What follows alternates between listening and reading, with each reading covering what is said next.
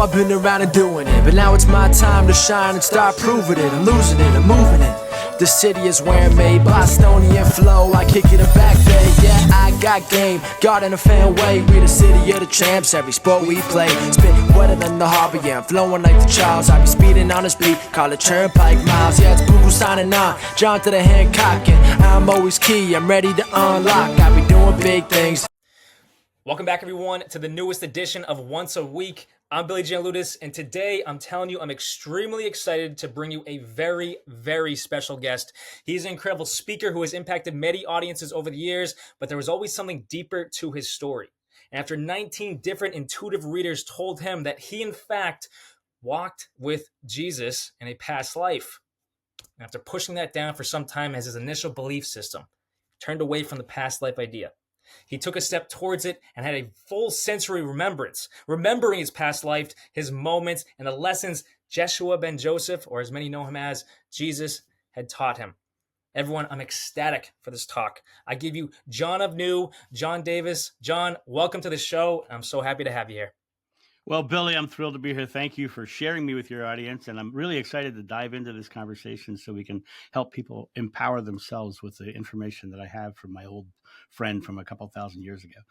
Right? No, exactly. And believe me, like I said, I'm very grateful to have you here. You and I talked probably about a couple weeks ago where I actually reached out to you and had a great conversation. And I got just a little tidbits of the knowledge that you're able to bring and the downloads and everything like that. But your story is so impactful for people. And when I came across you on the Next Level Soul podcast, it struck me. But more so when it's striking me, it opened the door for me. Something that I felt inside I was kind of knocking on, and then hearing your story really connected to me more so. But when people hear a past life aspect or that you walked with Jesus, I feel people's faith might not be at the level where they can truly comprehend that yet. So when you came across this, it took 19 readers for you to be able to accept it. What was that like for you to be able to turn away from that for so long and be like, you know what, something in me is calling out. It's knocking on that door. What was that process like for you? Well, let me give you a little background. I mean, I was raised in a good Catholic family. My mom had her master's degree in liturgy, was head of liturgical doctrine at her church. And for those of you who don't know what that means that when the priest wanted to do a sermon, he had to pass it by my mom. So we were Catholics in a big way, right? But my mom gave me one of the greatest lessons of my life when I turned 18. She said, John, spirituality is a personal journey. Go find what you believe. And when she said that, I immediately became an atheist because I like sleeping in on Sundays. So it was great, right? But I found out very quickly that atheism, when you're an atheist, you're really at the mercy of the news cycle. And you kind of look at the world in more of a dystopian way. And so I just kind of settled into agnosticism, but started studying all kinds of different kinds of spirituality, Buddha, Hindu teachings, even Islam and Baha'i, and I dug into all that. But I was still an agnostic at the time. And I was at a party in Canada, and we were just sitting there in this room, and across the room, this woman stands up and walks across the room, like beeline straight at me. And she says, they're telling me that you walked with Jesus. And I was like, instant response, reaction physically was, get away from me. I don't want to be the guy who thinks he's Napoleon. Come on, get out of here. Right. But that's not what my mouth said. Out of my mouth drops the words, yes, I did. And then I was like, what did I just say? This is crazy. Right. Yeah. So I kind of blew her off and I just went away. Right. I went from there. I was performing at a Renaissance Festival in Canada, and I moved to the Renaissance Festival in Maryland because that's the way the Renaissance Festival circuits work. And I pull into Maryland. I'm like, okay, that's done. I don't have to deal with that anymore. And I go up and I'm talking to a friend of mine who I've known for 20 years. And she says, we're in the middle of a conversation. How you been? What's been going on with your life? Suddenly she says, you were John the Beloved in a past life, right? And I was like, no, just no, right? I end up going back down to my campground, and I'm climbing into my trailer. I had a big Airstream travel trailer, and I look out the window, and this RV pulls in and parks directly across from my main window. And that first woman who I met in Canada gets out of that RV. And now she's directly across from me. So I just started saying, no. Very skeptical because of my background, not wanting to have anything to do with reincarnation, not even thinking I believed in reincarnation at that point, even though I've been studying for years. And she ended up having a second reading where I had an amazing experience. That I don't want to necessarily dive into that, but then I was like, I got to find a way to figure out if this is true. And so there was a book out at the time called The Messengers about a guy named Nick Bunick who remembered being the Apostle Paul. And I went in and I searched out two of the readers that he talks about in his book. And I figured, what if I just called them out of the blue and set up an appointment? I called the one who was used as a pseudonym in his book. The pseudonym was Sarah. Called her up, had a reading with her. In the reading, she tells me I walk with Jesus. I called the second one up to set the appointment up, and she picks up the phone and she says, "Oh my God, you're John the Beloved." Why? And I was like, "How insane is this?" Right? So I was like, I still was denying it. I didn't want this. I did not want it at all. And to make a long story short, 19 different psychics end up telling me this just out of the blue like that. Wow. Finally, I was like, I don't want another psychic to tell me. Yeah. I don't want another psychic to tell me. God, if you want me to know this, give me a direct message. Right. Within an hour of me saying that, a buddy of mine comes in, he hands me a book. He says, "John, you should read this. It's really interesting." I said, "What is it?" He says, "It's called Edgar Casey on the Millennium by Jess Stern." It was all about his prophecies for the millennium. And I was like, well, okay, I'll read it. What's this kook going to say about the millennium, right? And I start reading it. Page 32. John the Beloved will again be named John. Wow. Edgar Casey said that in 1943. Wow. So I was like, okay, he's another psychic, right? So I went and I found a doctor of hypnotherapy who did past life regressions, and I went to the regression because I didn't want it to come from the psychic. I wanted me to have my own direct experience. Well, and I'd like to make this disclaimer here. There's a lot of people online who do past life regressions. The majority of them are not qualified to do past life regressions. They learn from people who never went to college for therapy in any form. And if you're going to get a regression, I highly recommend finding a true doctor of hypnotherapy who's got degrees, right? And if they're doing it correctly, it should be a process. I went to her house a week before the regression. She guided me through a meditation and sent me home with a tape to train with her voice for a week. Okay. So I trained with her voice for a week. Then I came back for the regression. So I just wanted to, if you're looking to do this or you're interested in doing this, do it the right way. Because the majority of the people out there are using stage hypnosis, which is suggestibility, whereas hypnotherapy is about uncovering memory. So she regresses me, and I'm standing there on this beach. And when I say I'm standing there, I want to make sure this doesn't sound like very flippant. I was having a full visceral experience of standing on a beach. I could feel the rocks under my feet. I could smell the fish in the air. Wow. I was there. And the interesting thing was the thoughts in my head was the conversation I was having with the regressionist. Wow. So it was like my consciousness shifted places. Right. And I'm sitting there and I looked, still skeptical. I look down, I see bare legs. And I'm like, no, not an apostle, because they wore robes, right? After a little bit of research, I discovered what I was wearing is known as a fisher's coat. Okay. It was what the Galilean fishermen wore on the boats, so that the robes would suck them under if they fell off the boat. True. Yeah. Right. So this was basically a Galilean one-piece bathing suit for fishing. Okay. And so that was kind of disheartening to find it out, actually, because I didn't want this, right? Yeah. So then in the regression, I'm sitting there, and the regressionist says, "What's the next most important moment?" And the next most important moment, I'm watching people run down the beach in front of me. They're running, and I'm like looking at this, and she's like, "Well, where are they going?" And I look down the beach, and there's a crowd a little ways down the beach. And she said, "What did you do?" I said, "Well, I'm going," and I went. And as I got closer and closer to that group of people, I could feel a feeling. I could feel palpable love. And you hear me in the regression. I'm going, oh. Yeah, and I'm like losing my breath. And I get closer, and you hear me say, "You can feel him. You can feel him." Right. And we get into the crowd, and I kind of push my way in, and I come out, and I see um, that guy. Uh-huh. I, I painted that picture 6 months after the regression, so that's Gotcha. exactly the person I saw in the Wow. regression. Yeah. And he looks at me like he'd known me his entire life, Mm. and he smiles, and he walks over and he raises his hand up and he sets it on my chest.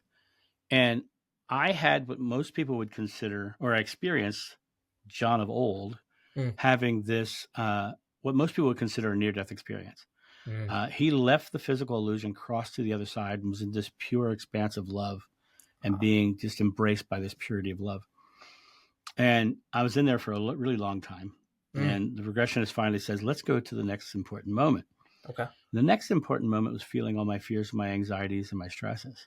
Mm. And it was kind of revealed that if we never felt our fears, anxieties, and stresses in life, we could never know the purity of love because we don't have the baseline to measure against. True. Yeah. So then here's where my regressionist kind of made a little mistake. Okay. Most regressionists, when they're doing a past life regression, will lead you to the death of the person in that past life so that you have that experience of the completion of that life. As I was feeling all my fears and anxiety, I was watching Jeshua walk away. Wow. Okay. Mm. And she says, how would you feel about seeing his death? And she didn't realize, to John of old, after that moment of crossing over, there was nothing more important in his life than Jeshua ben Joseph. Mm. I literally said under regression, he gave me a glimpse of everything, and now I have to be with him. Wow. Right? And she says, how would you feel about seeing his death? And you hear me say, I like very trepidatiously say, I couldn't imagine it. Right? Mm. She said, would you like to try? I said, yeah. And the next thing I knew, I was witnessing the crucifixion. Wow. And I'm screaming, and you hear me in the regression just literally screaming. And if anybody's interested, if you go on my YouTube channel, John of New, there's a video on there called 2 Moments from My Regression. Okay. And you'll hear the moment I met him and crossed over, and you'll hear the moment of me seeing him on the cross. And I want to warn anybody who's a feeling or an empathic person, that second part of that video, you will hear a soul screaming. Literally, I'm screaming. So I don't listen to it anymore because it makes me cry. Right. Sure. But I wanted to warn anybody who's highly empathic that will affect you in that way. Wow. So that was the basics of how I came to understand my past life. And it's been the most impactful thing in my life, as it was in John of old's life. Yeah. But I do want to, before we move on, I do want to say this. My YouTube channel is called John of New. Mm-hmm. It's not called John of Old. Because I'm John Davis. I am not John the Beloved. I am John Davis. I have these memories of that life. In my honest opinion, it does not matter who anybody was, including myself. It only matters who you are in the now, because that was the teachings of my friend. Right. So, yeah, that's awesome. No, I there's so much there to unpack for listeners right now, for viewers. It's so empowering, your story. It's so impactful, but everything you just ended with, everything is in the here and now. And for people that are listening right now that have never stepped foot into the topic of past life regression, or just how deep the mind can truly go and how deep the spirit and the soul can truly go, we all have lived past lives. I'd say very rarely have I come across someone in these types of conversation that is in their first life, for that matter. Right. It's very, very, very much so. But for people listening, it's okay if you do not remember. But I find that people that do come across a past life regression or go to an actual certified hypnotherapist, it allows them to heal a little bit more in this life. It uncovers a little bit more, because our souls that have lived the past lives, they go through every life to learn lessons that they need to learn in that chapter, pass on, come back when they're supposed to, learn new lessons. So life itself is kind of a never-ending learning cycle. And then we pass on, we learn even further in the next realm, we'll say. But with everything that you went through, John, in this entire process, once you absorbed this information, we'll say, what was the next step?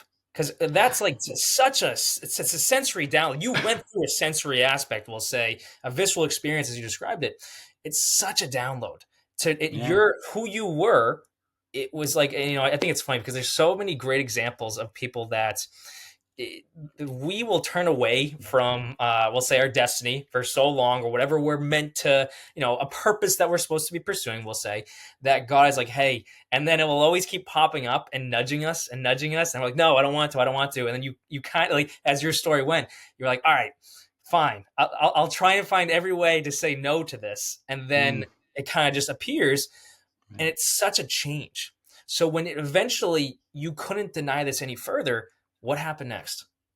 Well, it's interesting because when I started speaking about it, Mhm. I was amazed how much vitriol I got. Mm, And I've never had a Buddhist say a harsh word to me. I've never had a Hindu say a harsh word to me. Never had a Muslim say a harsh word to me, or a Baha'i say a harsh word, or anybody. But I get called the blasphemer mm, and the heretic and the false prophet and antichrist regularly by Christians. mm. And to me it's interesting because the Jeshua that I knew from that past life was inclusive of everyone. Yeah. He never had that struggle, and so I had to realize, coming from that Catholic background, the majority of the people I knew were Christians, Yep. and I had to start figuring out who I could actually talk to about it. And Mm. who ended up being one of the best person I could talk to about it? My So mom. really, okay, yeah, Yeah, my mom, who had her master's degree in liturgy. yeah, I went to her and told her. Now, my mom was an amazing person, and you see, if you look behind me, there's a green light back there. You probably can't see it in the image, but that green light is in front of the picture of my mom, and the reason it is because she gave me the green light to go find a broader spirituality. that's And awesome. she said, spirituality is a personal journey. Go find what you believe. Mm, So I had to really come to the point where I had to decide: am I going to be my authentic self, mm, or am I going to put a mask on to please these people? for sure. And I stepped into being my authentic self. Mm, And what happened was, for every person who called me a heretic or something like that, I had 500 people who said, "Oh my God, what you're saying is exactly what I've been thinking." right. And Mm, the more I put my information out there, now here's where it got really strange: yeah. is my teachings don't match a lot of the New Age teachings either. Okay. So Yeah. I, people say, "Are you New Age?" I say, "I'm not New Age. I'm not old age. I'm present age." Right? That's Yeah. what I am, That's awesome. and Yeah. perfect, right? Right. But but when I started speaking, people would come in and say, "Well, no, this is the way it is." I'm like, I don't think there is one way. I think, in my father's house there are many mansions. I think there's if and I think that your way is defined by the fruit you bear. Mm, Are you a good, loving, caring person, and are you putting love into the world? Then I think you found your way to God, right? I don't think there is a method, modality, technique, or right. religion. Mm, And you know, the last commandment, I leave you one commandment: love one another, right. right? That doesn't say if they're Christian, if they're Muslim, whatever. It means just simply love one another. When I traveled through Egypt, for a month. Mm, And everywhere I went, I was treated like family. People were inviting me into homes. I was hanging out with the guys who rented the horses and camels on the Giza Plateau. It was just an amazing experience. This is an example of how well I was treated. I On day 20, I climbed Mount Sinai, okay. and when you start climbing Mount Sinai, you start climbing at 1 o'clock in the morning, Mm, and because you do that because you reach the top at sunrise, basically. gotcha. Okay. So I'm climbing, and that line, "It's always darkest before the dawn." Uh, Found out that was true on the side of Mount Sinai. I was climbing there, and I literally could not see where my next step was, and I was like shining flashlights to find out where to step. It was really crazy. yeah. But about an hour and a half into my climb, I hear someone yelling, "John, John!" Now that's pretty trippy to be on the side of Mount Sinai and hear someone calling your name in the darkness. Pretty Right. pretty crazy. Um, but it wasn't God. It was the manager of the hotel running up the mountain Okay. because he thought I'd be cold, and he brought me a coat. Oh, really? And he came up the mountain an hour and a half to give it to me. Wow. That's how I was treated through the entire time I was in Egypt. The next day, I came down from that mountain and I went to St. Catherine's Monastery, which is where the oldest full version of the Bible was found. It's the Codex Sinaiticus was found there. And I'm walking through the thing, and this guy, I hear this voice says, "Hey, are you American?" I said, "Yeah, I'm American." He says, "Have you been having problems since you've been here?" I go, "No, not at all." He says, "Everywhere I go, people want to fight me." And 5 minutes later, I wanted to fight him. No, I'm kidding. um, he went there bringing hate and fear Mm, and vitriol, okay. and the universe, God, consciousness, yada yada, Yep. whatever you want to call it, reflected that back to him, because that was the promise made. Whatever you ask in God's name is granted Mm, if you have faith. And Moses said God's name is I am. mm, right. I am not trusting these people. I am, and you put out that negative statement, right? Right. That's why when Mother Teresa said, they asked her to go to an anti-war rally, and she says, "No, have a pro-peace rally, and I'll come." Mm, Because right. focusing on the negative will give you the negative response. True. And so, for me, with this whole process of learning about who I was in this past life and now having this experience, the lessons were broader, Yeah. right? Mm, So I started speaking all over the country. I ended up speaking at a metaphysical centers all over the country, and I'd come back every year to the same places. okay. And I discovered very quickly that the people were coming back to see me again Hmm. with the same problems. Gotcha. Okay. And I was like, they're not hearing what I'm teaching, because what I teach is complete, total empowerment in the present moment and Yeah. breaking free of those limiting beliefs.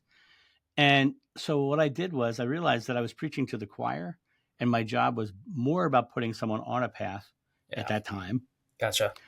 So I took all of the information and I wrapped it in a new type of vocabulary Hmm. that would be acceptable to a corporate environment. Okay. Mm, And I went into the corporate world teaching the exact same stuff, yeah. just without my backstory. Wow. Without my, and for years I was a very successful corporate speaker, known as Yep. the corporate action hero. And if you go online and type in corporate action hero, you're going to find hundreds of podcasts where I was the guest, Uh-huh. and you're going to, it was an amazing time. I made good money, but it Wow. wasn't my authentic self. It wasn't who Yeah, I I gotcha. was. Mm, And when COVID hit, I literally asked, yep. is it time for me to bring my story back out?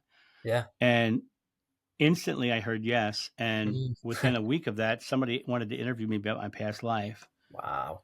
And then within just a few months later, I was on Jeff Mara. I was on Jeff Mara podcast. I was on Shaman Oaks. I was on Passion Harvest. I was on Love Covered Life. And Yeah. then Alex Ferrari from Next Level Yep. Soul. Right. And Yep. so it was like once I let go of my own limitations Hmm. and I just said, I am doing this, Yep. everything in the universe, everything that God wanted to give me opened up. Yeah. And then it was just an easy flow, and it's been wonderful ever since. Yeah. Oh, I love that. I love that so Mhm. much because everything, much like you talked to me about weeks ago, everything's in the here and now. And Yeah. much with the limiting beliefs we carry with us. And to Yeah. kind of connect to the starting point that you just touched on, when you started walking in this, a lot of, Christian background, Catholic background, were really pointing fingers like, no, that's not true, blah, blah, but you were accepted from everyone else. And so Yeah. it's not that I haven't been accepted in those areas, but I found very similarly in my own story, not that I was making waves anywhere at the time, but I could feel when I would go into certain churches, just being myself, wanting to hear the word, wanting to hear the message, not making any waves or saying anything.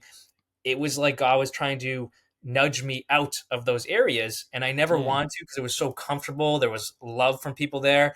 But Yeah. one wrong move or one wrong turn, you get shunned, you get turned away. And then at one moment, everything kind of shook. There's a thumbs up from Riverside. Everything kind of Mm. shook to the point where I ended up leaving to the point, and I was in such a low point in my life, but it opened so many doors to what I feel God was guiding me to dive deeper into meditation, which I had never, to me, meditation growing up was something. But then when you get into the church setting, it's like, hey, don't go near there. Don't go near. That's not Right. our thing. Right. And then breaking free from that and then stepping into this, I found such peace in the present moment. You find the presence in the present, much like we're coming back to the here and now. And that opened me up to dive deeper and learn more. And in going through that process myself, much like you did, where you went around the world to different cultures and experiencing here so many great people, I started to look at many experiences I had from this example with different cultures where, and I paraphrase this scripture very much, but uh, the Tower of Babel story from the Bible always stuck out to me, Hmm. where it says God left and the people tried to build a tower and to try and reach heaven, essentially. God Right. came back and he got upset at them for trying to build a tower, so he knocked it down. And it says he spread the language from the word out.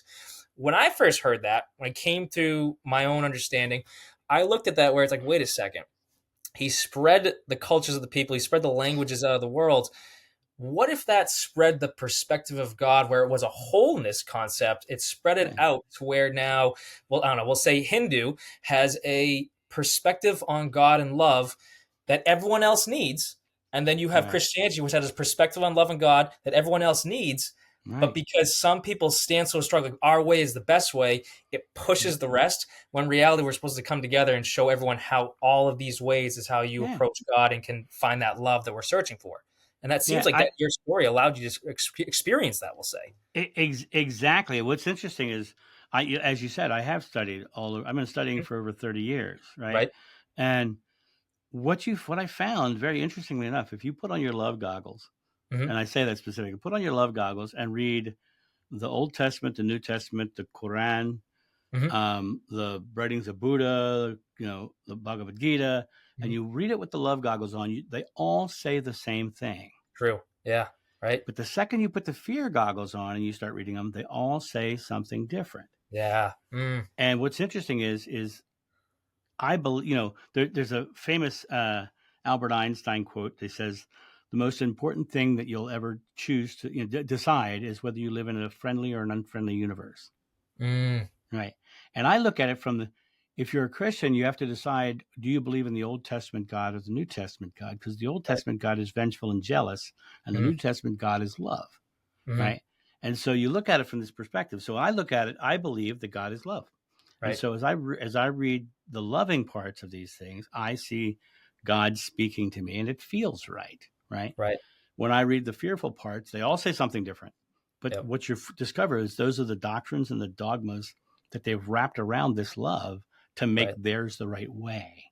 Mm. And what I found is just be loving, Right. no matter with everybody, Yeah. and just be that love into the world. And the more you do that, the more that love reflects back to you. The first lines of the book of John. It's one Mm. of my favorite books in the Bible. Thank you very much. It literally starts out, in the beginning is the Word, and the Word was with God, and the Word was God. Right. What we think, what we say, what we believe goes out to God. Mm. And God reflects those words, thoughts, and beliefs in the image around us. Right. In the beginning is the Word, and the Word was with God, and the Word was God. Right. And Right. we are created in God's image. And everything you're looking at scientifically is just atomic energy in motion. True. Right. But Exactly. the weird part is your eyes are also the same stuff. Yeah. Right. So all you really are is your consciousness, and all this is the reflection of belief that God's showing you. Mm. Negative people see a negative world because they believe the world is negative. Hmm. Right. That guy in Egypt had a negative experience because he believed it was going to be a negative experience. Mm. I went there with love in my heart for all the people in the country, just really enjoy being there and love being there. And I Yeah. openly spoke to everyone like they were equals, and I had that experience. Right. Mm. It comes back to the bigger picture. God is too big and too beautiful to be encompassed by any one school of thought or religion, Exactly. but in fact encompasses all of them. Mm. I look at each religion or ideology kind of like a train. Hmm. You're on a track; it's going to one destination, but you only see what's out the window of the train you're on. Mm. Yep. Right. But there's lots of trains, and they're all Yeah. going Yeah. to the same destination. Right. So getting up and above, one of the greatest things that I really did in my life was to stop defining myself or labeling myself as one thing, Mm. and just start. People say, "What's your religion, John?" I say, "I am John, and I am love." Yeah. Mm. Because I follow love in its purest form, right? And what's interesting about that, and I think that you can find God in any religion. For sure. And earlier I said something about Christianity. I've met beautiful, loving, wonderful. My mom was a beautiful, loving, Yeah. wonderful Christian, Exactly. right? For sure. And so you can find your way. I have a friend of mine who's very deeply into the law of one material. Now, Okay. I read that stuff, doesn't ring true to me at all. Hmm. It's too complex. It's too, there's too much stuff in it. Hmm. I measure everything against simplicity, love and fear, basically. Yeah. And that man who is so deeply into that very convoluted stuff that I see Yeah. is so loving and so caring and so Gotcha. wonderful. I think he found his way. Yeah. Right. Right. So I don't see any reason for him to change Mm. or take my beliefs. Right. Right. That's why if you look at my YouTube channel, I repeatedly say I'm only speaking my truth, Yep. and I never expect anyone to take it. Right. because I think each one of us has to define our own way. I agree with that. Yeah, for sure. And I love that too, how your friend is pursuing, what do you say, the law of one in that regards too. And to me, it connects to the past life concept where, Mm, if our past lives come here to learn different lessons, to be able to elevate to a higher level, essentially, mm, who's not to say one of our past lives was supposed to be born into a Buddhist background or a Hindu background, and they mm. had to learn Right. that way to level up? Yeah. Oh, now you're born into Christian background, whatever it is, Right. to learn that way and continue to elevate. So it shows you different parts of the soul. That's just how I've always looked at the past life concept and how our spirit needs to elevate. But it's funny on the concept of the simplicity of love and fear. I can remember I had a great conversation with a pastor about a couple of years ago at this point, and this quote came to me. And this morning I woke up, it was on my mind. So, you know what? I want to bring it up when I talk to John today, because I made a YouTube video about it probably about a year or two ago. People can go back on the channel and find it. But it was, are you masking your fear with faith instead of staying firm in your faith in the face of fear? So Mm, the scripture is to stand firm in your faith in the face of fear. But are we just putting a mask on, trying to hide from everything and so your fear is really leading the way, when in hmm. reality you're supposed to stand firm in your faith and what you believe and your love, everything like this, and walk in, as we come back to the present moment, walk in that love. But if your fear is projecting everything and guiding Yeah. everything, as you just said, if you put negativity out or you look at the eyes through negativity, you're going to bring negativity back to you. And, So, and that firmness itself is a reaction to fear-based things. mm, yeah, it's very true, right? Yeah. So they're putting up a shield because they believe they have to be shielded from something Mm, fearful. The Buddha says the secret to enlightenment is the eradication of fear. mm, And the Sufis say God's on one side of a veil and we're on the other side of the veil, and the veil is our fear. mm, yeah. And the Bible says, though I walk through the valley of the shadow of death, I shall fear no evil. Hmm. That firmness is fearing evil. Mm, yeah. And when I've been on the front lines of Iraq and Afghanistan on USO tours, Yep. and was never afraid. Yeah. Yeah. And I really wasn't. People say, whatever. I had a rocket propelled grenade shot at the helicopter I was in. Really? Yeah, yeah. And I was like, oh, that was interesting. But it was like, Yeah. I, I believe it in Hmm. the idea of an eternal life. Yeah. But Right. that eternal life thing, I've come to realize I don't think we know what reincarnation really is. Mm, yeah. Because, the definition you gave right now is actually it's a mix of Hindu and Buddhist belief, what you Okay. just said, Gotcha. right? Now, I look at it differently because, when you come out in the world and you say you're the reincarnation of an apostle, right? People come Right. out of the woodwork, right? Yeah.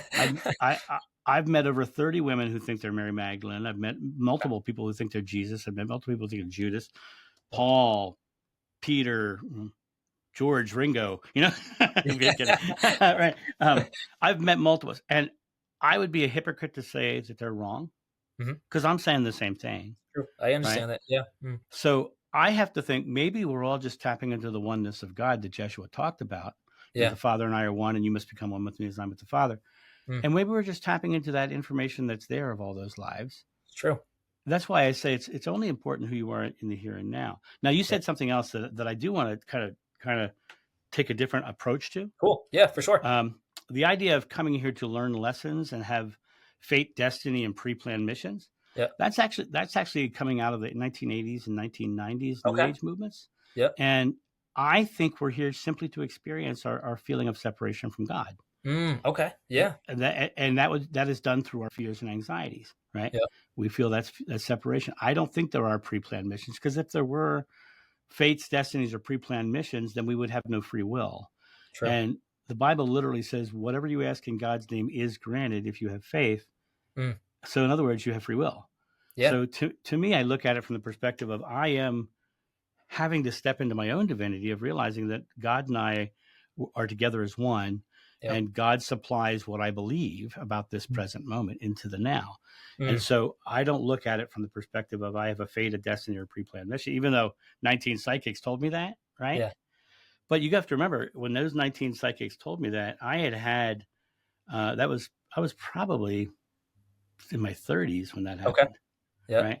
And I had from 19 to 30 studying all these different religions and ideas, right? Yeah. And Right. and so who knows where my mind was or what I was believing at that time. And just to let everyone know, I've never done a drug in my life, so I'm not having drug hallucinations, right? Right. And I don't drink, I did I did in my 20s because I grew up at a beach resort, and that's what you do. It's part of the kit. There you go. Right. But to me, the more I shifted into this just being love Yep. in all situations, I was amazed at how the world changed around me. And love is a feeling. Yeah. Love is a feeling, and what most people don't realize is that feeling is the feeling of fearlessness, For right? sure. And you can get to that feeling of fearlessness at the bottom of every breath.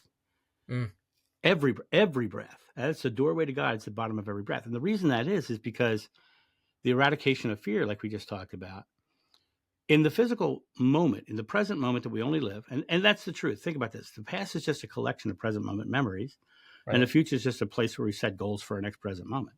It's true. Right? So everything you've ever experienced is in the now. But in the present moment, fear is just an emotional reaction. But what's an emotional reaction to? It's an emotional reaction to past experiences and an expectation that something negative might happen in the future.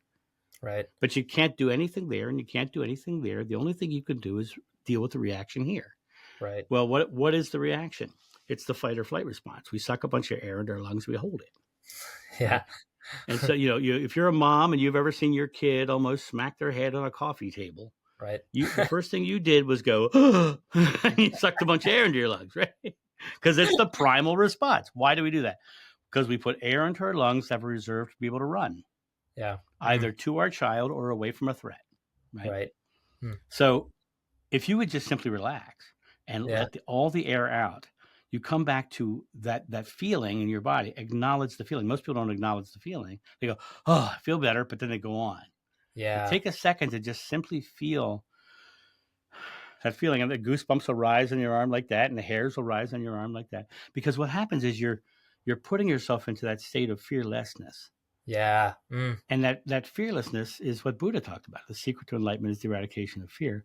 Yeah. And you come back to that state and you realize that God is love, and what's left when you remove your fear is love. Yeah. So that's your oneness with God. It's also your authentic self. Right. Because the rest of it, all the fears that make you wear that mask that you talked about, yep, that is just fear. Yeah. And in the words of Yoda in Star Wars, oh, named must your fears be, before banish them you can.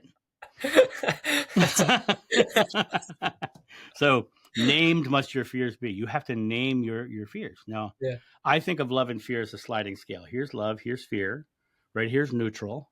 Yep. Right here's annoyed, right here's amused, right? It's like this sliding scale.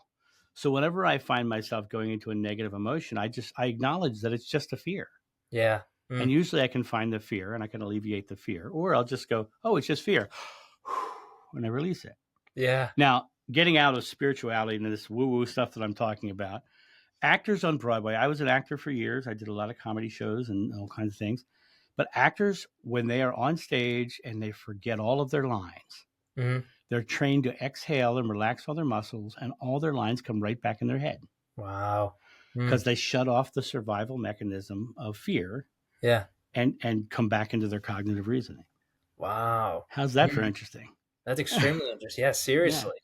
Wow. I think of my clients. One of my clients, he's got, he's always battling anxiety. That's something we always focus on is how to alleviate the anxiety.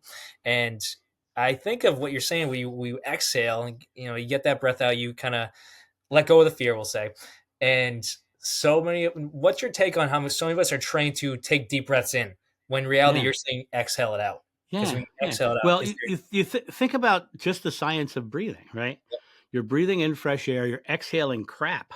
Yeah. Right. Right. You're letting the junk out. The junk is the fears and the anxieties. Yeah. Right. And so you're bringing it in. You're letting out. You said anxiety, which I love. Let me give you my theory on anxiety in general. Yeah. Okay. We naturally hold air in as a survival mechanism, and our life experiences do that. We don't actively thinking, I'm going to hold this air all day. Right. We don't think that, right? If you look at a toddler walking around, their stomach is going in and out. If you look at an adult walk by, their chest is going in and out. Why is that? Because they're keeping air in the lower part of the lung in case they need to run. Yeah. Right? Because of their life experiences. what's interesting about that situation is all of us think that, right? We all are prepared for the next shoe to fall, Uh-huh. but our mind is not saying hold that air, so the air is being just held naturally, right? Okay. Mm. Got out of that fear response. Over the course of time, what's holding that air in? Your muscles. Mm-hmm. Now, your muscles, because you're not thinking of it, they're holding air in, your muscles start to strain and you feel like you're going to burst. Now, what is anxiety? Feeling like you're going to burst. Gotcha. Feels like, oh my God, I'm so freaked out about the world. Your body is telling you that it's in stress. Right. Mm. I had 2 people that I worked with who cured their fibromyalgia Oh, wow. by exhaling. No way. Because their fibromyalgia was a symptom of their anxiety, and the muscle is holding the tension in their body. Wow. And and like I said, I'm not a doctor, and I never claimed to be. Yep. Right. But I do believe that our beliefs are creative, and sometimes our beliefs are the subconscious beliefs, which we're in our subconscious mind 85 to 90% of every day. Right. Right. And it's a matter of finding out what those subconscious beliefs are, because they're just as creative as your conscious ones. It's true. Probably more so. Yeah. Mm.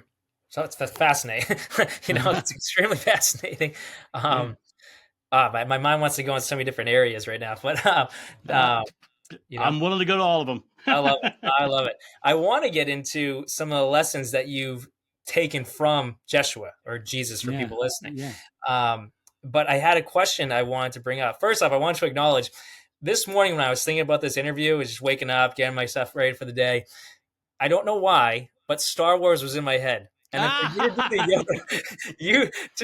like, I'm thinking of Star Wars right now about this interview. Yeah. So for you to do the Yoda voice, that's absolutely hilarious. Well, and the other Yoda quote, right? What's that? Which one? Do or do not, there is no try, right? There you go. Do or do not, there is no try. The interesting thing about that quote to me is everything we've just been talking about. Yeah. Is wanting, needing, hoping, trying, wishing, can't, how. Those are all present moment declarations. Mm-hmm. And they come from our subconscious mind. Yeah. And Yoda said, do or do not, there is no try, right? Yeah. He literally is saying exactly what I was talking about, getting very present and deciding what your direction is. Mm. There's an idea that I have, there is no path ahead. The path is formed behind you as you place your foot. Wow. Yeah. Right. And to realize that where you place it's up to you, and you can choose it to be smooth or rocky. Yeah. But there is no right path or wrong path. There's only your path. That's awesome. Yeah. Yeah. So you think about it from that perspective. So yes, I agree with everything we've been talking about. Everything you said. Yeah. Oh, I love it. I love it. Getting into some teachings from Jeshua, I wanted to ask this. A book that I read, it must have come across your path, but a book that I read probably last year, which I felt compelled to read. I was pulled to it. It was The Gospel of the Holy 12. Have you ever dove into that? You have dove into that, because that one... I have, but you're not going to like what I'm going to say. Okay. I would love to hear what you want to say, because that one, there were certain parts of that book that I wouldn't say I attached too much to them. More so it opened my eyes to more of a perspective on Jesus. So in you reading that, where the story of that is essentially John on his deathbed rewriting like the entire stories. What's your take on that entire book? Well, let me give you the history of that. Okay. Yep. Okay. It was written between 1890 and 1903 as a series of newspaper articles by a guy who was pushing theosophical teachings. Okay. And if you'll notice, there's a whole hint in there about vegetarianism. Okay. In the Gospel of the Holy 12. That's because the Theosophical Society was trying to marry Hinduism with Christianity, and they were trying to push a vegetarian agenda. And so the actual Gospel of the Holy 12 is a fraud. Wow. And it was actually created, like I said, as a series of newspaper articles around the turn of the century, and it was literally to push theosophical ideas. So what's so people say he was a vegetarian. He was a vegetarian. The other one that everyone always leans into is the Essene Gospel of Peace. Yeah, right. Right. Everyone pushes into the Essene Gospel of Peace. Edmund Kelly, who is the person who brought the Essene Gospel of Peace forward, claimed he found it in the Vatican Library. There's no record of him ever going into the Vatican Library. Wow. Vatican Library says it's never, it's not there. It does. They don't have the Essene Gospel of Peace. Kelly never showed any evidence of the actual text. He never showed pictures of it. He never showed sketches of it. He never showed anything. It was just him declaring it. And the Essene Gospel of Peace literally pushes the vegetarian ideology again. So it's coming out of the Theosophical Society and the Yeah. Madame Blavatsky movement, Yep. which Madame Blavatsky was the one who started that whole process in the New Age. But right now, because people have picked up those things, Yep. they've started to push this Essene idea that Jesus was an Essene and all these things. Yep. The only documented anything from the Essenes is the Dead Sea Scrolls. They never mention Jesus. They never mention anybody of that time. In fact, what they are is Torah texts. Okay. They're a Judaic sect talking, and the scriptures themselves are literally our Old Testament, not our New. Yeah. So this idea of the Essenes, what happened was during the time of Edgar Casey's big heyday, Yep. they found Qumran. And it was all over the news, this big idea of Qumran as the Essene encampment, what it all meant. And I had someone just yesterday arguing that the Essenes were master healers and all this stuff. That's all New Age ideology that comes out of the 1980s and 90s especially. But it's really interesting. You have to really take note. It's like I get the people who tell me all the time, she went to France, Mary Magdalene went to France and all this stuff, right? But they have never done the research on it, because what happens is there was a guy who claimed to be part of the bloodline of Jesus living in France. And they had found all these documents in churches in Paris, right? Well, then this got picked up by an author who wrote a book called Holy Blood, Holy Grail. Okay. And that got picked up by Dan Brown, who wrote Da Vinci Code. Gotcha. And so they started telling that story. What they don't tell you is the guy who was claiming it originally, his best friend was caught in his apartment creating the fake documents that were put in the churches. Wow. right? So all of that is just and now, because what happens is it gets into the zeitgeist, it gets into the time, right? And then people start thinking it's true and they believe it and they start creating these stories around it. It's all far simpler. Yeah. And that's what that's the core of Jeshua's teachings. You were asking about Jeshua's teaching. Yep, exactly. The core of his teachings. And in fact, in my first regression, I said under hypnosis, it's all so simple we have a hard time comprehending it. Yes, exactly. Right. And all of that stuff is just so complex. Right? Yeah. Yep. And even like you look at the Mormons, they believe Jeshua came to the Native Americans and preached to them too. They also believe that the Native Americans are the wandering tribes of Israel, right? And that the Garden of Eden is in Missouri, right? So there's all kinds of, they all have stories, right? The Holy Grail story doesn't happen till the Middle Ages. It isn't in there. Even when you look at the text of the Bible, everyone talks about the Trinity. Yep. That's a 3rd century addition. Gotcha. Not in the Bible. People talk about the rapture. Yep. 1830, John Nelson Darby invented that. Right, exactly. Yeah. So it's like you have to look at it. That's why I say look at it from the love goggles on. Yep. Because if you look at the loving parts and you live into the loving parts, you're going to create that loving perspective. Yeah. What did Jeshua say? I leave you one commandment, love one another. There's a line in the Bible, he says, before Abraham was, I am. Yeah. Right. Abraham, to him, was the representation of Judaism. Before the religion of Judaism, I am, not meaning him. Yep. Meaning we didn't have a religion and we were just creating from our own perspective. Right. And now those masks of religion. Now, the story of Adam and Eve is an interesting one because everyone misses the moral of that story. They ate from the tree of knowledge. They got kicked out of paradise. They got in their heads and out of their feelings. And God speaks with some feelings. Yeah. So the basics of Jeshua's teachings was love one another. Yeah. And there's a story in the Gnostic book of Acts of John in his old age. And they tell the story. They carry him around on a chair because he can't really walk anymore. And they bring him into the temple and they go, John, you're the last one who saw him alive. Tell us the secret teachings. Tell us. And he raises his hands. He says, love one another. Yeah. Yeah. And they go, tell us more. Tell us more. He says, I can tell you no more until you learn this. Yeah. Right. And when you learn it, you discover that there is no more. That's all you need. Yeah. It's just be love, which is why I think they called him John the Beloved, because he was just saying be love. Yeah.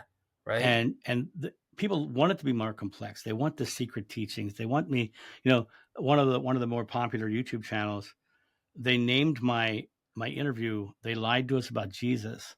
And Okay. the second interview I did, they said the Vatican lied to about Jesus. I've never said that. Yeah. I've never Yeah. said that once, but it's the marketing of it. That Yeah. that that secret That's right. knowledge, that hidden thing, that fear-based ideology. Right. That's what sells right now is fear.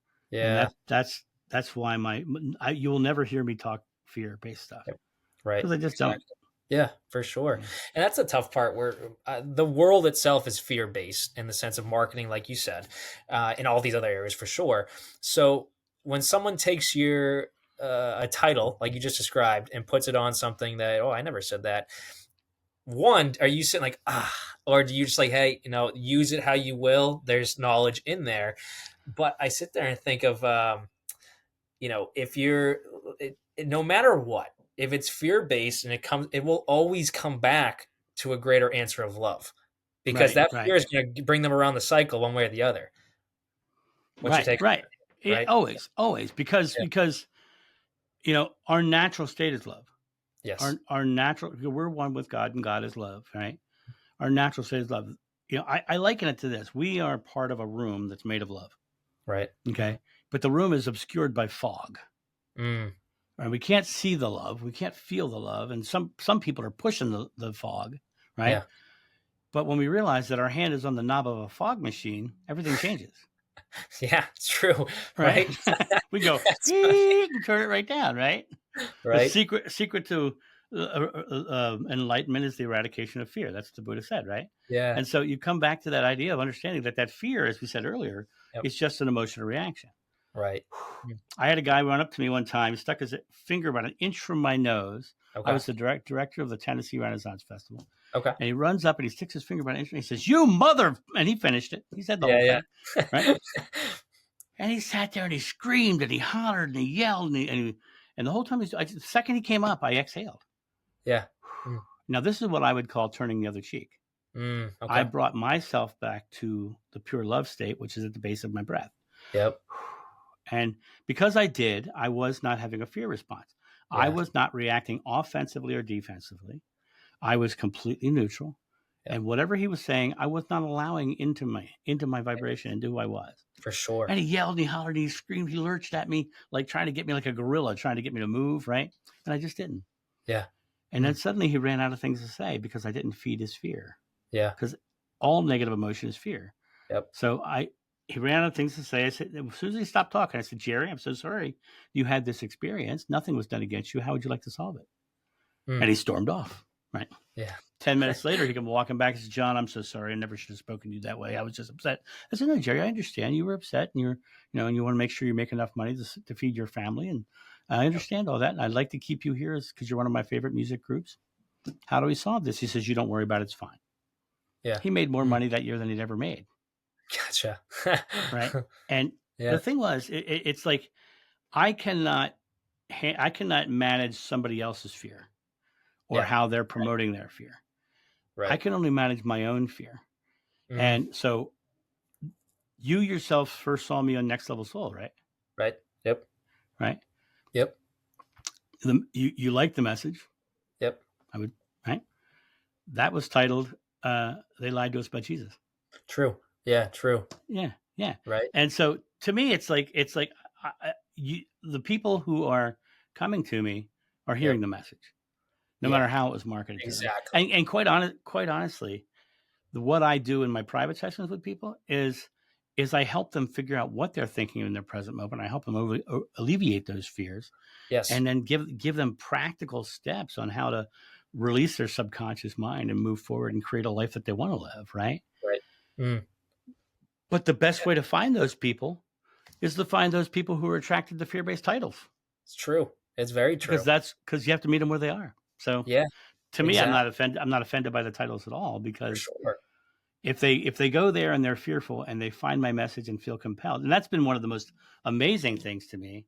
Yeah. The Alex Ferrari thing, I cannot tell you how many people have never had a session with somebody, and I'm not a psychic. I'm not going to tell you your future. Yep. I'm not going to verify your past life. I'm not going to read your Akashic records.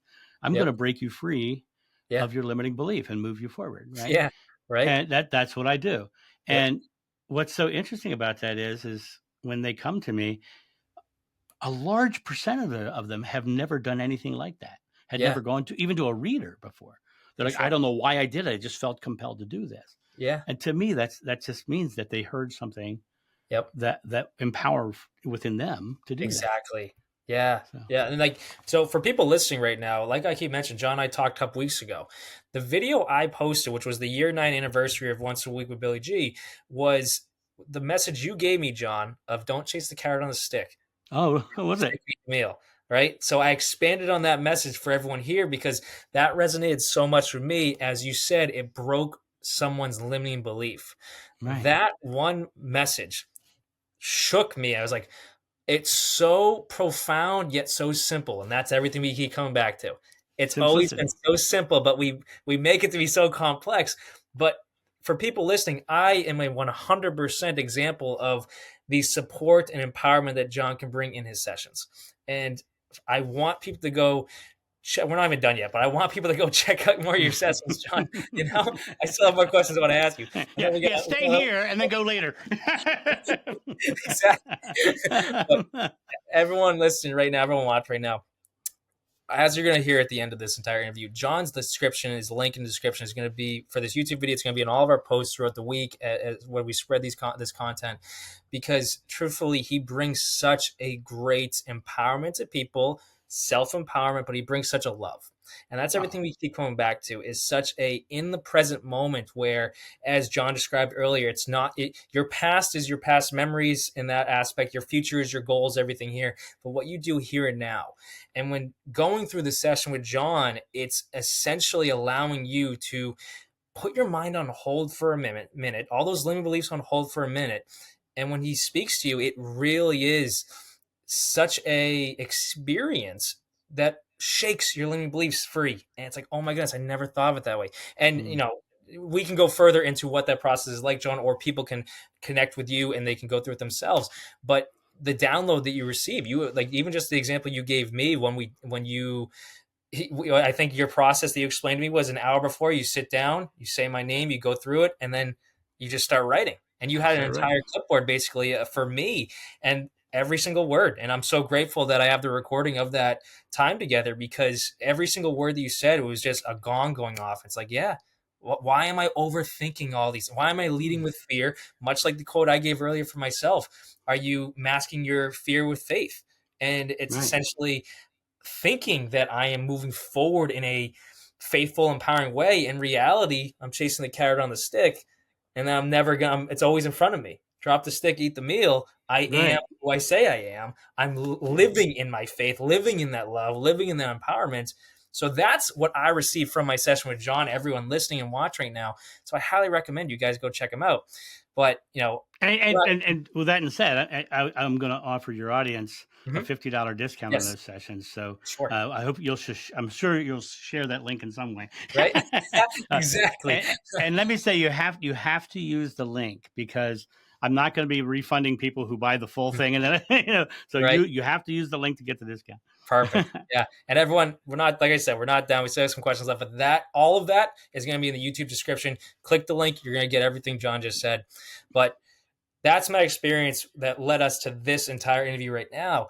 But John, I want to keep building on everything we've kind of brought people to so far. And I want to get into some teachings from Jeshua himself. And so when you went through your past life regression, do you remember your entire life back then? Do you remember a little? No, I don't. Okay. I remember bits and pieces, and I'll never tell anybody I remember the entire life. Yes. But there's a small percentage of people who get regressed who have what's called trickle memory.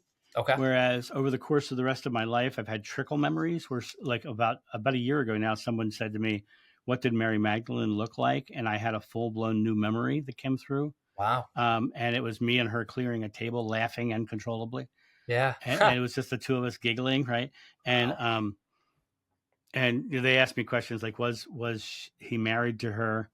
And he in the regression, he literally called her Ishti, which is the Hebrew word for wife. Okay. So, Gotcha. so to me, that's a pretty Yeah. important idea, right? Yeah. They they asked me, did he study in India? Uh-huh. And I have no memory of him studying in India. But the day I met him on the beach, I knew he was coming back from somewhere. Gotcha. Now, Okay. whether that was some other part of Israel or not, right? But Yeah. then when I studied in India, I discovered the story of Sri Isa, Mhm. which is an interesting thing because Isa is the Hindu name for Jesus, and it's also the same name that they use in the Quran for Jesus, the Wow. Muslims for him. But Sri, being a teacher, Isa, um, they tell you where he was, what he did, and you say what happened to him, and they say he went back to his country and was crucified. Wow. Yep. And that's what the Hindus are saying in India, right?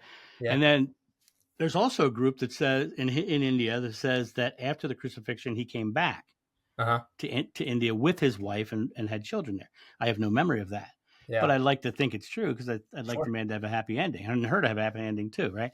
Yeah. So I would like to say that.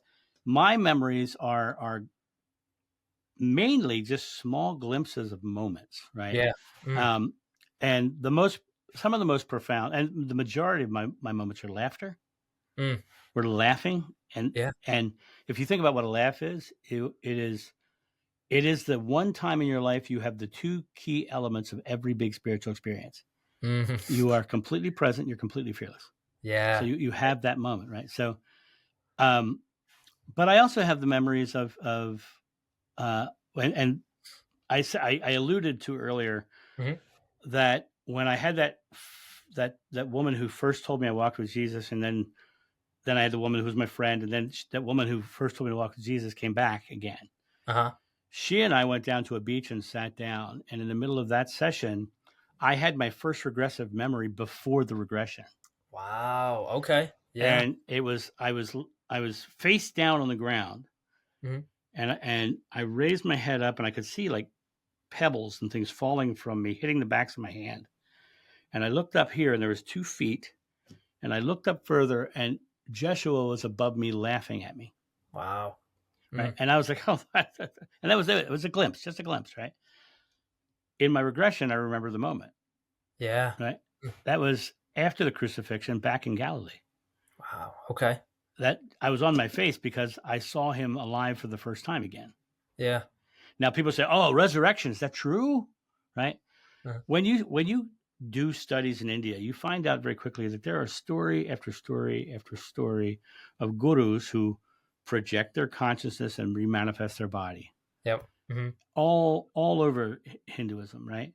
Um, well, if he was in India, which like I say, I have no Yep. evidence of that at all.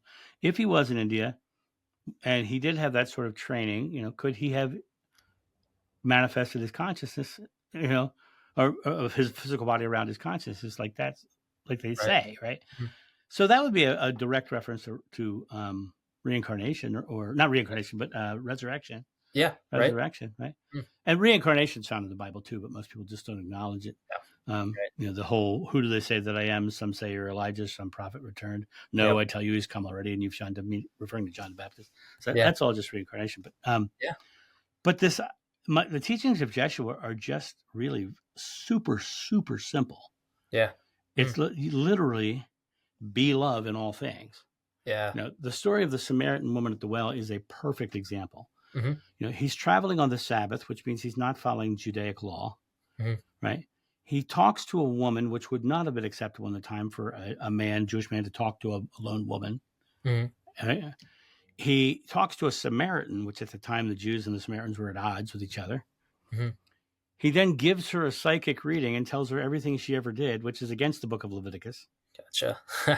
right? Yeah. And she runs around telling, "Come see the man who told me everything I ever did."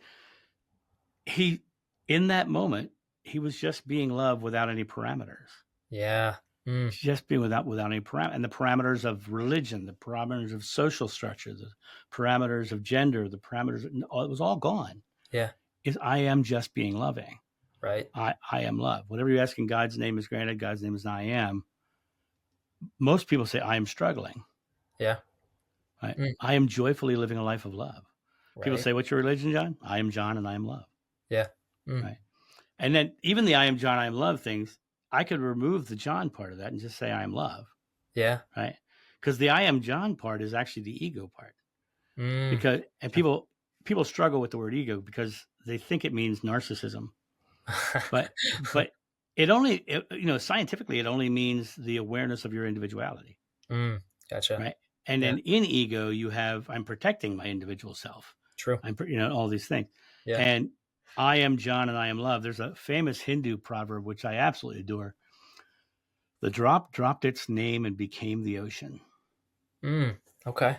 So we're part of this oneness. The drop is part of the ocean. Yeah, exactly. But when it loses its identity, it becomes the oneness of God. Mm. And so for me, I am still believing I'm John because I wouldn't be here in the physical if I didn't. Yeah. Right. Yeah. So I am John and I am love and I am being the best expression. Or as the Bible would say, I am doing my best to bring the kingdom of heaven to earth. Yeah. And the kingdom of heaven is love. Yeah. And that is the simple teachings of Joshua. People want to have the method, the modality, the technique. He didn't have any. Yeah. He was literally just being love. He also understood the concept of your faith is your experience. Mm-hmm. And that's how he healed people. Yeah. He would bring them to their faith in their present moment of their health. Right.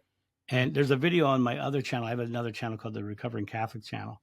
Okay. And the video is called Jeshua's Healing Method. Okay. And it's a whole video about how he brought people to faith and how you can bring yourself to faith and heal yourself. And if you go to my testimonials page, which is on that page where you book the sessions, at the very bottom, there's a woman down there who tells the story of how she, through her belief, shrank her cancer. Okay. Yeah. To nothing, right? When I do a live stream, I have a woman who runs the chat board named her screen name is Bright Love. Okay. She had a severe heart condition that was going to require surgery. She changed her belief and her heart healed. Wow. Yeah. Right? Yeah. And the best story I can tell of this is, and I was speaking in Ontario, London, Ontario, Okay. Unity Church. And the next day they had booked us in a building nearby. Mm-hmm. And it was a former convent. And what I was doing was private sessions in person.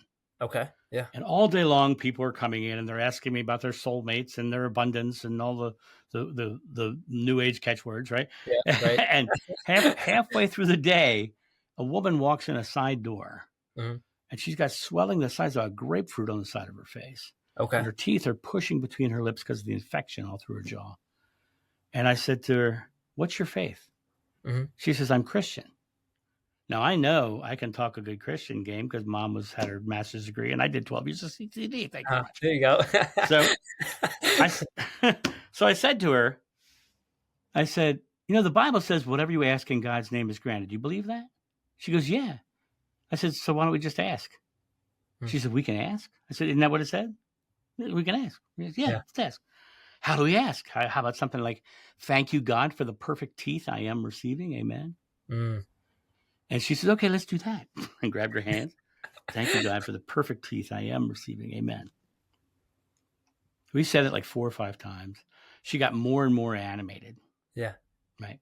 Finally, after the last time I said to her, I said, when you say thank you for something, that's because you believe you're receiving it. It's like, "Can I have a glass of water?" You say thank you because you know the water's coming. Yeah. That's why you say thank you. So you had faith that your teeth are coming right now, don't you? She said, "Yeah, I do." I said, "You said, thank you, God, for the perfect teeth I am." I said, "You know what God's name is?" She said, "Jesus." I said, "It's not what the Bible says. The Bible says God's name is I am." And you just said, "Thank you, God, for the perfect teeth I am." And then you said receiving, which is not received or will receive. That means it's happening right now, receiving. Right. Yeah. And then you ended that whole thing with amen. Do you know what amen means? She goes, "No." I said, "It means so be it. It means right here, right now, it's done." Yeah. I said, "What does that mean?" She goes, "I'm healed." Her swelling was gone. No way. Wow. Gone. Now, had she walked in the room and said she was Buddhist, I would have said, "Buddhist is what you think you become. You create your world. Do you believe that?" And I'd have gone a whole Buddhist route. Had she said she was Hindu, I would have said, the Bhagavad Gita says, "Thought by thought you forge your destiny. Do you believe that?" And I'd go on that route. Had she said she was an atheist, I said, Einstein says, "The imagination is the preview of life's coming attractions. Do you believe that?" I don't care what route she got to the faith. The only thing I cared about was what she believed about the now. Yeah. Right. And bringing her to that belief about the now Yep. is what created a healing in time. Yeah. And so it really comes down to each one of us are creating in every moment of our day. Yeah. It's Mm. now becoming conscious and aware of what we're creating. Exactly. Mm. Oh, wow. You just summed up all my questions in one answer. I'm sorry. I'm sorry, Billy. I should have slowed down. No, I loved all of that. I think that's so empowering right there because, if I want to connect my other questions I was going to have was one of the questions was going to be on how uh, manifestation and law of attraction relates to this. But everything you just said is that. And I think a lot of people hear, you even said the new age terms and they push it away if they want to stand true to their belief system, whatever it is. But well, and law of attraction is just the marketing of creation. There you go. Yep. I mean, really, it really is. We create with every thought in our mind, and we don't realize. I mean, I'm going to look up at my ceiling for a second. Right here in my studio, there's a stain on my ceiling. Okay. Yeah. Okay, that's because a squirrel got into my attic. Gotcha. Right? And I called a company, and they came and they live trapped it, and they took it far away, and they let it off in the woods so it can do its thing. And I came into this room with a can of Kills primer paint and a paintbrush, and I dipped in there, and I'm painting over my stain. Yep. Right. As I'm painting over my stain, I look about 7 feet away on a table. Yeah. And on that table is a brand new black button-down collared dress shirt. Okay. And I looked at that shirt and I said, "Oh, I'm going to get paint on that." You know what happened in that second? Got paint on that? One drop of paint flicked off that brush, flew 7 feet across the room, and landed on the front of that shirt. Of course. Because our thoughts are creating in every moment. And until we realize that we're writing our own story, we'll be a character in somebody else's because their thoughts are creating too. Exactly. Oh, that's such an exclamation point. And that's what, when clients come to me and they're trying to help them understand the present moment, to find that peace. The goal of getting them to that peace is understanding that if your thoughts are always on, your mind doesn't stop. And so if it's always on, it's always creating, it's always projecting those thoughts or saying those signals out, we'll say. And so what you focus on, you create, or it's much like that drop of paint right there. Mm-hmm. You thought about it and boom, instantaneously it happens. And that's one example, but getting people to understand that much like you said earlier, if our thoughts are our past memories, are what we focus on so much of, we're going to experience potentially pain, potentially whatever it is in the here and now, which is going to create that future. And for people listening, your future is created out of the now. That's why everything John's saying comes back to just here. That's how I always say. There was an example I gave at one of the gigs I did where, you have your past, you have your future, but right here's the here and now. And to me, that's why we pray like this, because where I am. Yeah. Oh, exactly. I always tell people, draw your time close. And they're like, well, they go, what does that mean? I go, here's your past. Yep. Here's your future. You bring it close. Yep. You bring it to right here and right now. And when you do that, and you realize that I don't have to process from my past and I don't have to fear from my future, and you come right to here and now, the entire creation of the universe is up to you. You're the pinpoint. Yeah. And understand each one of us is creating our own. Yes. Mm-hmm. And like I said earlier, negative people see a negative world. Yep. Right. And positive people see a positive world. And you are doing that at the same table if you're having dinner with somebody. Yeah. Right. And I had can I tell another quick story? Do you have time? Go for it, by all means. Okay. Walking into a restaurant with a buddy of mine, he says, "I hate this place. Why do we always come here?" I said, "I love this place. What are you talking about? It's a perfect greasy spoon." Right? We walk in, we sit down. The waitress comes over. The first words out of her mouth, "I'm sorry, I'm having a bad day and it's going to reflect in your service." Now, the guy, that's exactly what I did. I laughed. Yeah. The guy across from me was angry, instantaneously angry. Yeah. I said, "I'm so sorry you're having that kind of day. Why don't you sit down? I'll get you some dinner. I'll take care of the rest of your tables." Yeah. And she started laughing and I started laughing. We started flirting back and forth. And I making her feel like she could laugh. What is a laugh? A laugh is a joyful exhale. Mm-hmm. I'm actually helping her release her fears. Right. Yeah. Guy across from the table from me is just angry, just mad. Right. Yeah. He and I both order steak dinners with salads. My salad comes to the table. I swear to God, she handpicked every vegetable. It was the perfect salad of all time. Sat down, choirs, right as they eating my salad. His salad comes to the table. It's the core of the iceberg lettuce cut into 4 chunks. Right? What is this? He sends it back to the kitchen. She's like, whatever. And she takes it off to the kitchen. Comes back out. It's now 8 chunks. She turned the corner and cut it a couple more times. It's Right? awesome. He eats his salad. I eat my salad. Our steaks come. I ordered mine medium well. He ordered his rare. Okay. Mine came. I swear to God, they called my mom to find out how to cook it because it was perfect. Yeah. It's a perfect steak. He cut into his steak, and there was a thin center line of his steak that was still frozen. Really? Yeah, yeah. We're sitting at the same table. He had a surly waitress. He had a bad steak and a bad salad. I had a beautiful steak, a beautiful Yep. salad. I got a waitress's phone number and dated her for several months. There you go. Right. That's awesome. But here's the key to this. Here's the big takeaway from that story. Number one, first of all, we were having exactly what we believed at the same table. Right. Yep. But when I sat down, there were two negative people. When I got up, there was one. Yeah. That's the key. What's the wake you're leaving behind you in the world? Yeah. Go in the world, be loving, and leave love behind you. Right. And in that situation, he was never going to change because that's just who he was being, and that was what he was choosing to be. Yep. But struggle is a subjective choice. And people will often justify their life by saying, struggle equals growth. And they always tell me the story of the butterfly in the cocoon. And they're fighting their way out of the cocoon, and it's the struggle against the cocoon that makes their wings strong, right?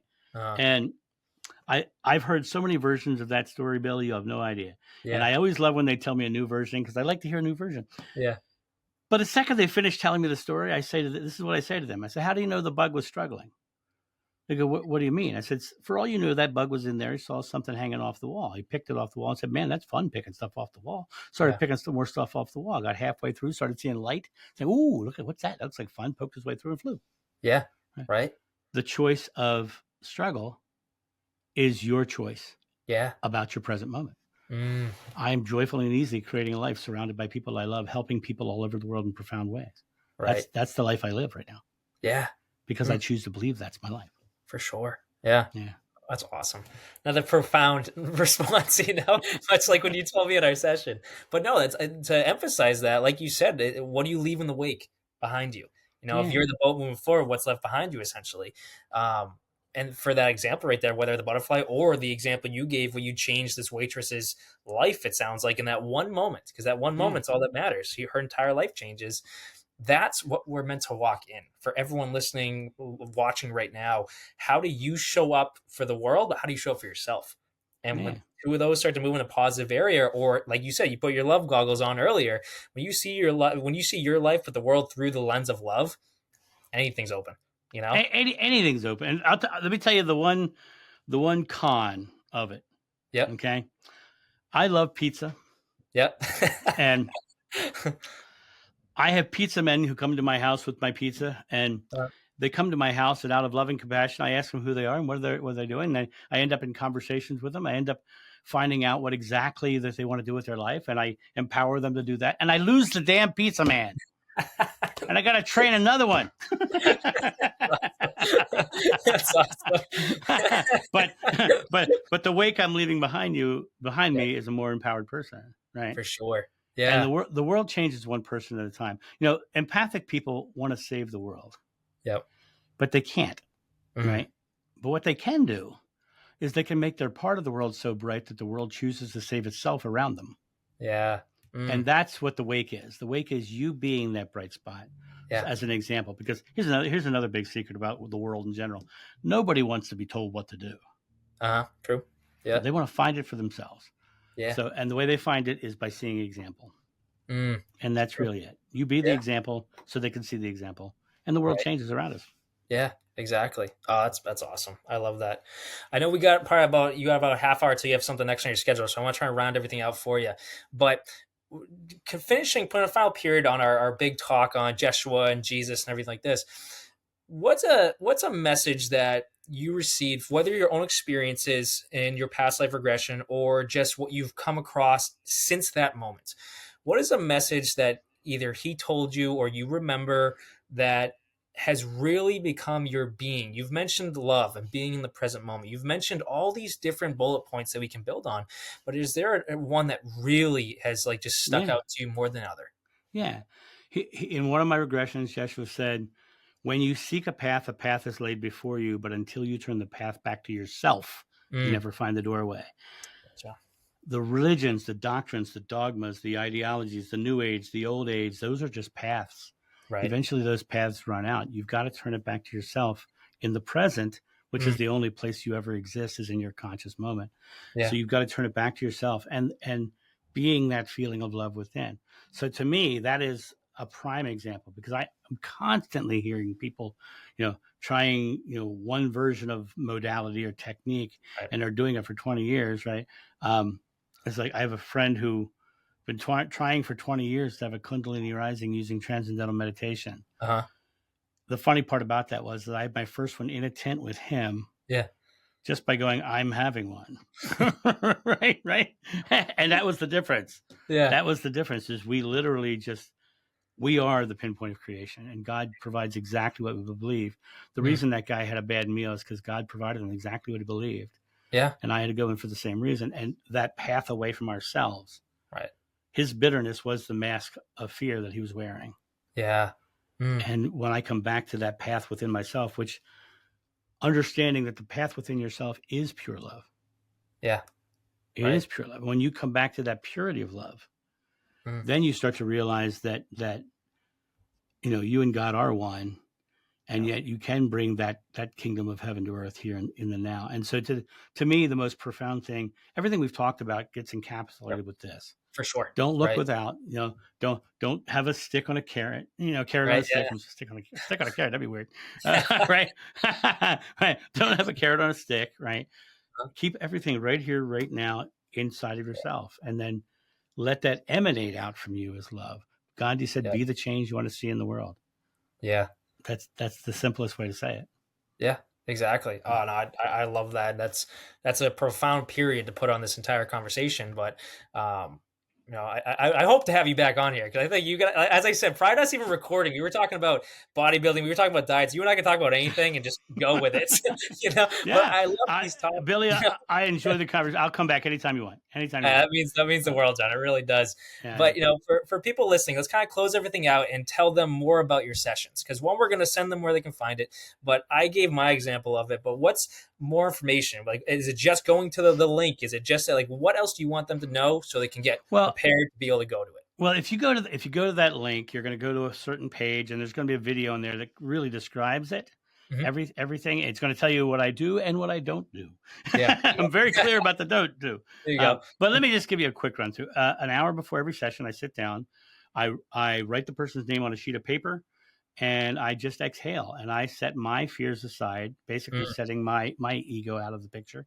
And I just start listening to whatever comes into my head, and I write it down. Billy saw his on the screen when I held it up for him. Last year I did over 1,000 of them. And they're unique. Every so often there's a simple phrase that repeats, but very rare. Usually it's very specific to the person and their experience. And what it usually ends up being is a message of how they need to become empowered. Is usually what the writing is.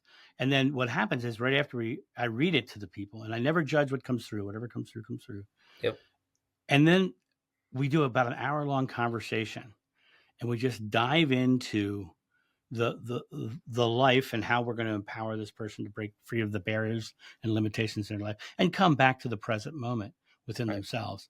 And that in that hour, we usually have some pretty amazing conversations. Yep. There's usually a lot of laughter, because I love to laugh, right?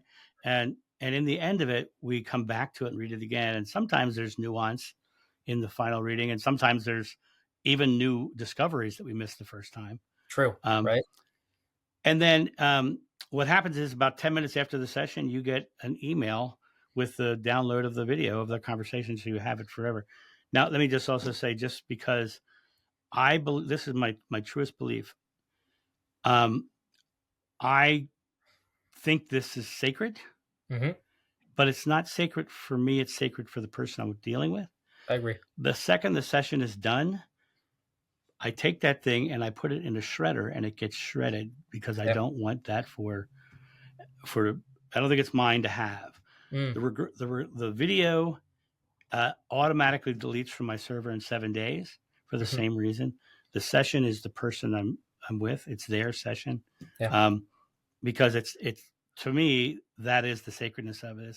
It's the entire hour is dedicated to the person and their empowerment. For sure. Yeah. And not like it's incredible work, John. It really is. That's why people listening, I want you to go click on that link.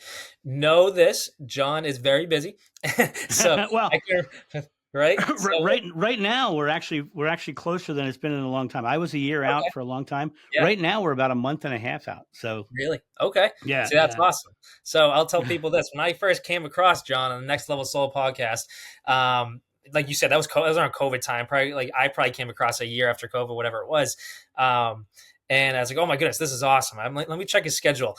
Booked for the next year. I'm like, all right. Well, I just kind of left it at that. And then I came across you months ago. I think it was back in September or so again.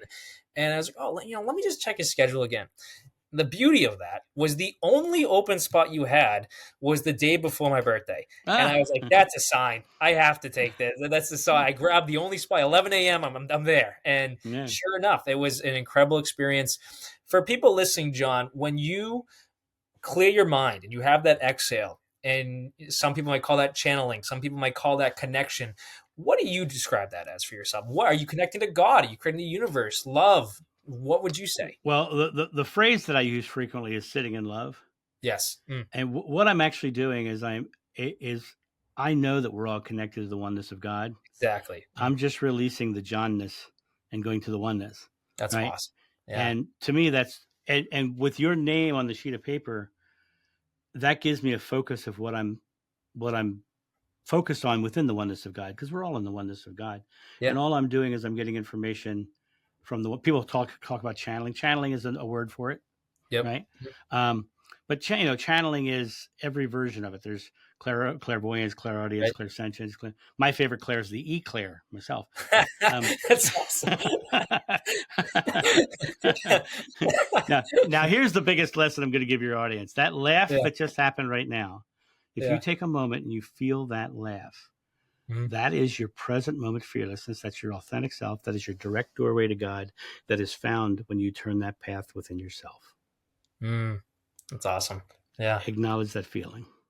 But yeah, that's what my sessions are like. I love that. No, I love it. I love it. And, I appreciate you giving people examples of what it's like for them to step into this process. And like I said, I emphasize everyone watching this right now, click the link in our description so you can go set up a session with John and have your own experience. It's profound for me. It was simplicity, yet profound mixed together, because it opened doors in my own mind, released limiting beliefs.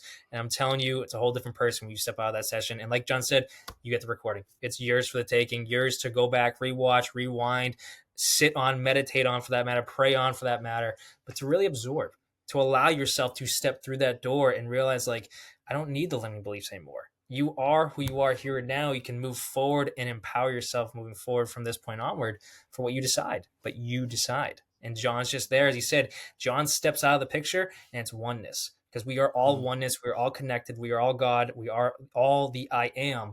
And when we, using terminology we said earlier, when we step the ego out, when John steps out of the picture, we'll say it's just connection. And that's what we are at our core. So you receive so much from this experience with John. I'm telling you, sign up, click the link, go for it. But John, I know we just kind of summed everything up right there. What are your other social medias people can find you at? 'Cause you mentioned a couple of YouTube channels. You mentioned a couple of everything other areas. Yeah. You know what? I am not a social media savvy person in reality. I have two YouTube channels, John of New and the Recovering Catholic channel. I deleted my Facebook a while back because I didn't like the vitriol. I never had Twitter. I've never done TikTok. I've never done Instagram. I am just literally those two YouTube channels. And of course my website, which is johnofnew.com. Perfect. And for anybody who's interested, there's also a blog on that channel where I do writings that are on there. So if you want to catch more of my stuff, it's there. My John of New channel has over 1,600 videos on it. And my other one has, I don't know how many, but yeah, anything that I'm talking about here can be found on my channel too. Perfect. Right. And to me, it's all about, everything I do is about the empowerment of the individuals. Yes, 100%. I love it. All those guys are going to be in the credits of this video. They're going to be in the YouTube description just as much. But John, let's end everything on a final period. What's a lasting message you want to leave with viewers and listeners right now? Exhale, be here now, live in this moment, because that's where all of your power is. And that power that you yield, I'm going to sum this up with something my son said to me when he was 6 years old. Okay. He said, "Daddy, God told me He's in everything and everyone, and we control the God part inside of us. Ooh, that's awesome. And then his hormones kicked in and he stopped being as wise. Hilarious. That's awesome. That's perfect. But no, that's an empowering period to end this entire thing on. John, I appreciate you for all the time this morning. As I said earlier, I hope to have you on, and I'm grateful that you're willing to come back on at some point. We have some great conversations ahead of us. I'll say that. Yeah, okay, awesome. I'm excited, Billy. And Awesome. Thank you all who are watching, for being here and listening to the story. I know a lot of it might have sounded crazy, but I will tell you, I thought it was crazy too. Opens the door. It's all that matters. It's all that matters. All that matters. Awesome. Everyone, I thank you for tuning in. Please like this message on YouTube and hit that thumbs up on below. Share this message to someone who you feel needs to hear it. If at any moment between myself or John talking, someone popped into your mind, to me, that's a clear-cut sign that they might need what we're talking about to help them, to empower them, to open their mind just a little bit more. Share it to them. Not to spread John, not to spread Billy, but to lend a hand and help someone else out. Please share it to them. And please subscribe to Once a Week if you have not already. That number is going up every single week so we can provide more and more great videos and interviews like this to help more people, because that's our goal at the end of the day, to help as many people as we can. And if you're in need of a coach, head to BillyGLifeCoaching.com. I'll be right there for you. Set up a free call with me. And we'll dive into areas discussed today just as much. But lastly, guys, please go check out all the information we went over with John. I'm telling you, he brings so much to the table. But thank you for tuning in. Thanks, John. Thank you.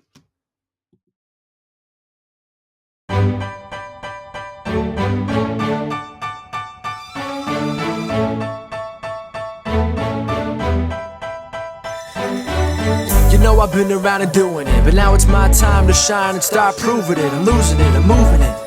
The city is where I'm made, Bostonian flow, I kick it back there. Yeah, I got game, got in a fan way. We the city of the champs, every sport we play. Spit wetter than the harbor, yeah, I'm flowing like the Charles. I be speeding on this beat, call it Turnpike Miles. Yeah, it's Bugle signing on, John to the Hancock, and I'm always key, I'm ready to unlock. I be doing big things, don't even have a deal. Yeah, I battle through these bars, yeah, I always Bunker Hill. I know that any city I go in, that I be flyer than Logan, and I be flying high. I want this ship up in here.